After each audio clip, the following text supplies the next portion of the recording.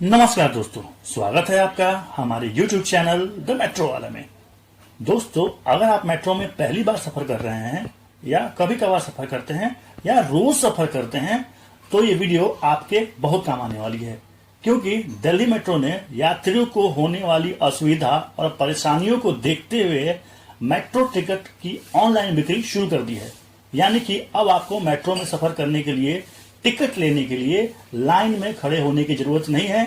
आप सिंपली एक app download करके अपने मोबाइल से ही मेट्रो का टिकट ले सकते हैं और आसानी से बिना किसी झिझक की यात्रा कर सकते हैं।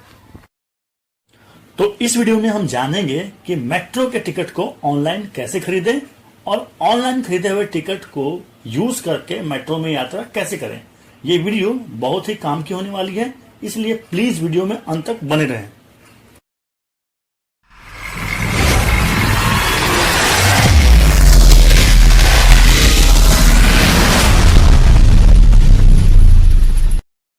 ऑनलाइन मेट्रो टिकटिंग के लिए दिल्ली मेट्रो ने जिस ऐप को लॉन्च किया है उस ऐप का नाम है DMRC ट्रैवल ऐप। ये ऐप आपको आसानी से गूगल प्ले स्टोर पे मिल जाएगा। इस ऐप को डाउनलोड करने के लिए आपको अपने मोबाइल के गूगल प्ले स्टोर में जाना है और DMRC ट्रैवल टाइप करना है।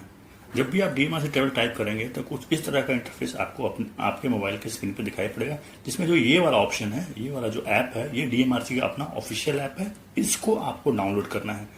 जैसे आप ऐप डाउनलोड करेंगे तो ये आपसे कुछ परमिशन मांगेगा। एक तो नोटिफिकेशन के लिए परमिशन मांगेगा, दूसरा आपसे लोकेशंस की परमिशन मांगेगा, जिसको आपको अलाउ कर देना है। सारे परमिशन देने के बाद ये ऐप इंस्टॉल होना शुरू हो जाएगा। देखिए, आपको आपके स्क्रीन पर दिख रहा है ऐप इंस्टॉल हो रहा है। इंस्टॉल होने में थोड़ा सा टाइम लग जाता है। जैसे ही ऐप इंस्टॉल होगा तो आपको कुछ इस तरीके का इंटरफेस आपके मोबाइल पर दिखाई पड़ेगा। ये सारे आपको इंटरफेस चेक कर लेने हैं। उसके बाद आपको लॉगिन करना है। मतलब लॉगिन करने के लिए आपको अपना नाम, ईमेल आईडी और फोन नंबर देना है। ठीक है, चूंकि DMRC आपको टिकट देती है, इसलिए आपको ये लॉगिन करने के लिए ये इन्फॉर्मेशन DMRC को देनी पड़ेगी। देखिए, मैं ईमेल आईडी डाल रहा हूँ, अपना फ़ोन नंबर डाल रहा हूँ। एग्जाम्पल के मैंने कुछ भी ईमेल आईडी और कुछ भी फ़ोन नंबर चूज़ कर लिया है।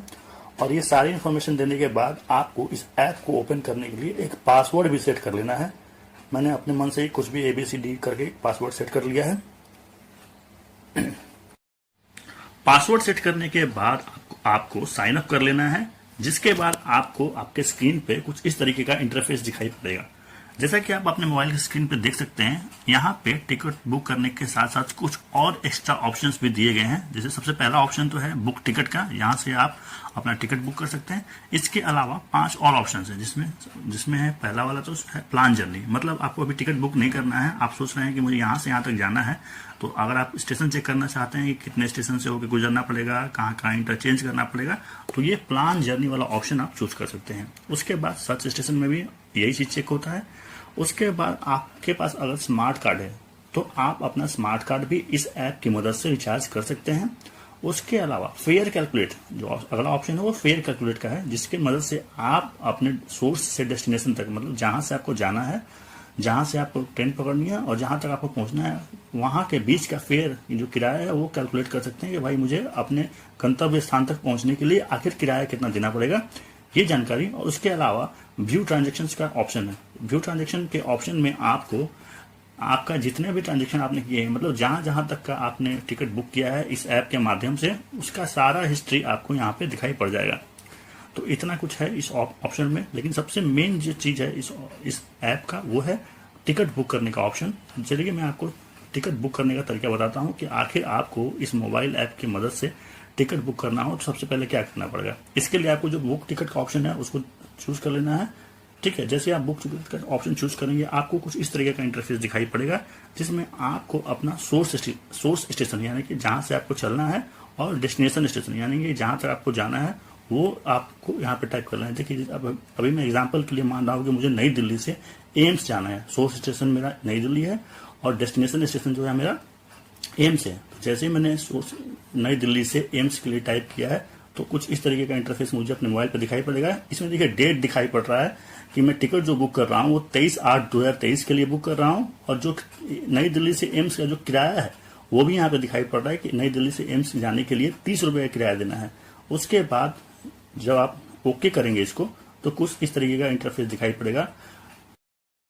यहाँ मैंने नई दिल्ली से एम्स जाने के लिए एक आदमी का टिकट बुक किया है, इसलिए मुझे 30 रुपये पे करना है। लेकिन अगर मुझे इसी ऐप के माध्यम से एक से ज़्यादा टिकट लेना है तो यहाँ पे जो आपको टिकट के नीचे प्लस और माइनस वाला ऑप्शन दिख रहा है, इसको आपको प्लस करना पड़ेगा। यहाँ भी आपको दिख रहा है एक आदमी का एक टिकट मैंने बुक किया है, इसको अगर आप प्लस करते हैं तो 2, 3, 4, 5 इस तरह से आप एक ही ऐप से अलग अलग लोगों के लिए टिकट ले सकते हैं। इसके बाद जैसे आप जो ग्रीन कलर वाला ऑप्शन दिख रहा है बुक टिकट, उसको आपको दबाना है। जैसे आप दबाएंगे तो ये आपको पेमेंट वाले ऑप्शन पर ले जाएगा। फिलहाल जो इस ऐप के माध्यम से पेमेंट होता है वो फिलहाल पेटीएम के माध्यम से ही खाली पेमेंट हो सकता है, दूसरा कोई ऑप्शन नहीं है। इसीलिए आपको अगर टिकट खरीदना है डीएमआरसी का तो आपके पास पेटीएम ऐप होना जरूरी है। जैसे आप पेमेंट ऑप्शन को प्रोसीड टू पे पे जाएं, क्लिक करेंगे, आपको यह पेटीएम के ऐप पे डायरेक्ट कर देगा, जहां पे आप अपने पेटीएम वॉलेट से या यूपीआई से, पेटीएम वॉलेट या यूपीआई की मदद से आप अपना टिकट बुक कर सकते हैं। आपको वहां पेमेंट करनी पड़ेगी और जैसे ही आप अपना पेमेंट करेंगे तो आपको आपका टिकट आपके ऐप पे दिख जाएगा। यहाँ पे मैं एक और चीज ऐड करना चाहता हूँ कि जब आप टिकट बुक कर रहे होंगे तभी आपको आपके डेस्टिनेशन के बारे में जानकारी आपके ऐप पे ही दिख जाएगी। जैसे आपको दिख रहा होगा कि जैसे मैं नई दिल्ली से एम्स का टिकट बुक कर रहा हूँ, तो इसमें क्या नई दिल्ली से एम्स तक के रास्ते में कोई इंटरचेंज है, यानी कि मेट्रो बदलने की जरूरत, एक मेट्रो से उतर के दूसरे मेट्रो पे बदलने की जरूरत है या नहीं है। देखिए इसमें लिखा हुआ है नो इंटरचेंज, मीन्स सीधा, यानी कि नई दिल्ली से एम्स तक सीधा मेट्रो जाती है, कोई आपको मेट्रो बदलने की जरूरत नहीं है। उसी तरह नई दिल्ली से एम्स तक पहुंचने का टाइम भी दिखा रहा है यहाँ पे 16 मिनट, और टोटल मेट्रो कितने स्टॉप तक चलने के बाद एम्स पहुंचेगी ये भी दिखा रहा है। यहाँ पे देखिए आपको 9 स्टॉप दिखा रहा है, यानी कि नई दिल्ली से एम्स पहुंचने के लिए मेट्रो 9 बार रुकेगी तब जाके एम्स तक पहुंच जाएगी। तो ये जानकारी भी आपको टिकट बुक करते समय ही मिल जाएगी। यहाँ पर एक बात मैं आपको बता दूं कि जब भी आप इस ऐप के माध्यम से टिकट बुक करेंगे तो आपको टिकट के रूप में एक क्यूआर कोड मिलेगा, यानी कि कोई भी फिजिकल टिकट आपको नहीं मिलेगा, यानी कोई पेपर टिकट नहीं मिलेगा, कोई टोकन नहीं मिलेगा, कोई स्मार्ट कार्ड नहीं मिलेगा, बस एक क्यूआर कोड आपके मोबाइल पे इस ऐप में दिखेगा और इसी क्यूआर कोड का यूज आपको मेट्रो में एंट्री करने के लिए और एग्जिट करने के लिए यूज करना है। अब सवाल ये उठता है कि एक ऐप से अधिकतम कितने लोगों के लिए टिकट बुक किया जा सकता है। देखिए अभी फिलहाल एक ऐप से आप अधिकतम एक बार में 6 लोगों के लिए टिकट बुक कर सकते हैं। जब भी आप इस ऐप के माध्यम से कोई टिकट बुक करते हैं तो आपका टिकट ऑटोमेटिकली इस ऐप के व्यू ट्रांजैक्शन वाले ऑप्शन में सेव हो जाता है। आपको अपना टिकट देखने के लिए इस व्यू ट्रांजैक्शन वाले ऑप्शन पे क्लिक करना होगा। उसके बाद कुछ इस तरीके का इंटरफेस दिखाई पड़ेगा। आपको यहाँ दिख रहा होगा 2 ऑप्शन दिख रहे हैं, एक तो रिसीप्ट, दूसरा व्यू टिकट। रिसिप्ट का मतलब ये होता है जो आपने पेमेंट करी है उसके, जैसे आप बाजार में कोई सामान खरीदते हैं तो सामान की रसीद मिलती है, वैसे ही टिकट के लिए आपको एक रसीद दी जाती है। दूसरा जो व्यू टिकट वाला ऑप्शन है उससे आपको, जब आप खोलेंगे तो आपको इस तरीके का क्यूआर कोड दिखेगा और इस क्यूआर कोड को खोल के रखना है जब भी आपको मेट्रो में एंट्री और एग्जिट करना है। मेट्रो में एंट्री और एग्जिट करते समय आपको इस क्यूआर कोड को मेट्रो के एंट्री गेट, यानी कि मेट्रो का जो एएफसी गेट होता है उस एएफसी गेट पे बने हुए स्कैनर के पास इस क्यूआर कोड को दिखाना है। और आप जैसे ही अपने क्यूआर कोड को इस स्कैनर के पास रखेंगे एएफसी गेट के दरवाजे खुल जाएंगे और आपको मेट्रो में एंट्री मिल जाएगी। इस ऐप से टिकट बुक करने के लिए डीएमआरसी ने कुछ शर्तें भी रख रखी हैं, जिसमें सबसे पहली शर्त तो ये है कि आपको इस ऐप से सुबह 6 बजे से लेकर रात्रि 9 बजे के बीच में चलने वाली ट्रेनों के लिए ही टिकट मिल पाएगा। यानी कि जो ट्रेनें सुबह 6 बजे से पहले या रात्रि में 9 बजे के बाद तक चलती हैं उसके लिए फिलहाल इस ऐप के माध्यम से आप टिकट बुक नहीं कर सकते हैं। एंट्री और एग्जिट के बारे में डीएमआरसी का कहना है कि आप अगर इस ऐप से टिकट बुक करते हैं तो आप एंट्री केवल उसी स्टेशन से ले सकते हैं जिस स्टेशन से एंट्री के लिए आपने टिकट लिया है। इस एग्जाम्पल में मैंने बताया है कि मैं नई दिल्ली से एम्स जा रहा हूँ, इसलिए अगर मैंने नई दिल्ली से टिकट बुक किया है तो मैं केवल नई दिल्ली से ही एंट्री कर सकता हूँ, किसी भी दूसरे स्टेशन से मैं एंट्री नहीं कर सकता हूँ। हालांकि चूंकि मैंने एम्स तक जाने के लिए टिकट लिया है इसलिए मैं या तो एम्स पे उतर सकता हूँ या एम्स से पहले किसी कम दूरी वाले स्टेशन पे भी एग्जिट कर सकता हूँ, कोई दिक्कत नहीं होने वाली है।